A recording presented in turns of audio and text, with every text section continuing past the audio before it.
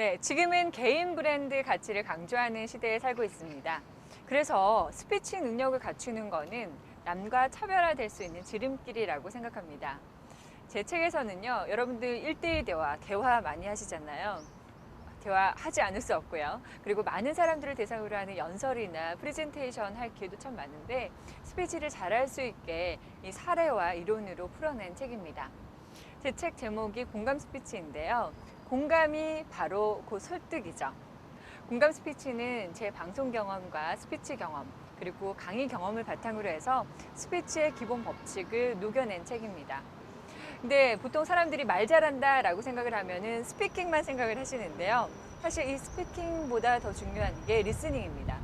그래서 이 청중을 파악하고 존경하고 시선을 맞출 수 있는 공감과 호감을 이끌어내는 방법을 제시를 했는데요. 그 일환으로 이 공감하면서 듣기, 경청하기를 또 하나의 챕터로 만들었습니다. 사람의 마음을 움직이는 공감 스피치, 그리고 스피치의 실전적인 필살기, 실전 트레이닝, 이런 경청 노하우 등을 두루두루 다룬 책입니다. 공감 스피치를 읽어본 독자들이 제게 이메일을 주시곤 하는데요. 스피치의 두려움을 공감 스피치를 통해서 극복했다라는 말씀을 해줄 때마다 저는 정말 힘이 나는데요. 정말 말을 잘하고 싶으신 분들, 자신의 스피치를 업그레이드하고 싶으신 분들, 좀 더 매력적인 스피커가 되고 싶으신 분들에게 공감 스피치를 일독을 권해드립니다. 제가 그런 분들에게 조금이나마 도움이 됐으면 하는 마음으로 제 책을 권해드립니다. 네, 보통 이제 우리는 대화를 통해서 상대방에 대해서 어느 정도 알게 됩니다. 즉, 상대방의 가치관이나 성격, 인격 등을 파악할 수 있게 되는 거죠.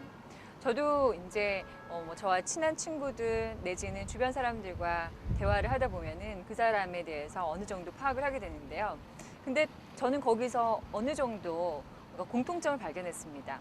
우리의 내면 세계가 조화롭고 낙천적이고 풍요로우면은, 내면이 풍요롭다면은 스피치도 여유로워지기 마련이다라는 것이죠.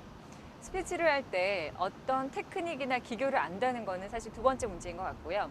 내공이 있고 마음 자세가 올바르면은 말에 자연스럽게 묻어나오게 돼 있다라고 생각을 합니다. 결국 스피치는 양방향 소통이죠. 투웨이 커뮤니케이션입니다. 듣는 게 더 중요한 것이고요. 스피치의 출발이라고 하면은 저는 사람이라고 생각합니다. 즉, 스피치를 통해서 사람을 이해하고 소통할 수 있는데요. 그러기 위해서는 역지사지의 마음, 상대방의 입장에 서보는 것이 스피치의 시작이라고 생각을 합니다.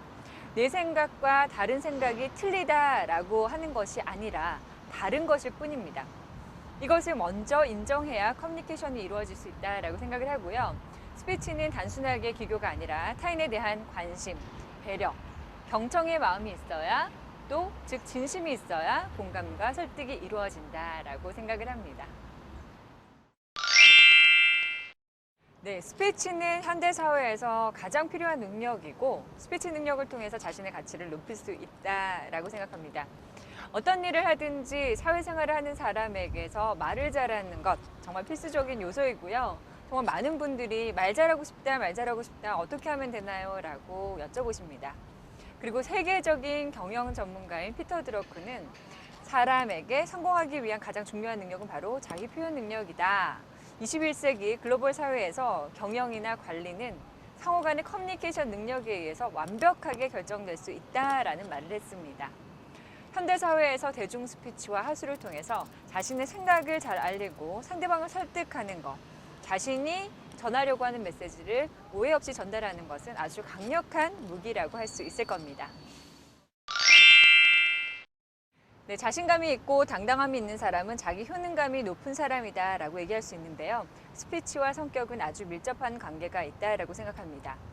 같은 상황에 처해 있더라도 부정적으로만 보는 사람이 있는가 하면 긍정적으로 보고 적극적으로 문제를 해결하려고 하는 사람이 있습니다. 예를 들어서 컵에 물이 반쯤 있을 때 어떤 사람은 반밖에 없네 라고 바라보기도 하고요. 어떤 사람은 반이나 남았네 라고 표현합니다. 즉, 같은 사물을 바라볼 때 이 사람은 긍정적으로 바라보고 또 이 사람은 부정적으로 바라보는 것이죠. 이는 이 화자의 성격과 가치관을 반영하는 것이라고 생각합니다. 자, 우리의 삶의 목적이 뭘까요? 행복이라고 했을 때 긍정적인 사고를 하는 사람은 기본적으로 행복하게 살 수 있는 바탕을 갖췄다라고 볼 수 있겠죠. 긍정적인 사람은 항상 적극적이고 발전적인 사고를 합니다. 그리고 미래지향적인 사고를 하는 것이죠. 그것이 스피치를 통해서 발현이 되는 것이고요. 긍정적인 관점이 그대로 드러나는 게 아닐까라고 생각합니다. 긍정적인 스피치는 긍정적인 성격에서 나오는 것이죠.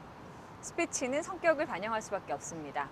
그래서 아울러 스피치는 화자의 지식이나 심리 상태, 가치관을 모두 다 드러내는 종합 결정체라고 저는 얘기할 텐데요. 그러기 위해서는 한마디 내뱉을 때마다 자신의 인격이 드러나고 자신의 심리가 드러나고 자신의 지식이 드러나고 자신의 가치관이 드러난다라고 생각을 하시고 말 한마디 한마디에 정성을 담아서 얘기를 하는 습관을 기르셔야 될 것 같습니다.